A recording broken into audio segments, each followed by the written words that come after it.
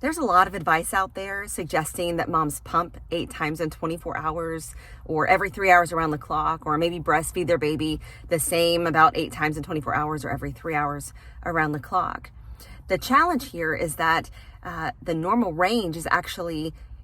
8 to 12 times in 24 hours or every 2 to 3 hours around the clock, which means that 8 times in 24 hours or every 3 hours around the clock is actually on the lower side of that range, which means that we may not be providing enough milk for our baby if we're breastfeeding on that lower side, or we may not be communicating to our body that we need a lot of milk production if we're not demanding that need by staying on that lower range of every 3 hours around the clock or 8 times. So it might be something to consider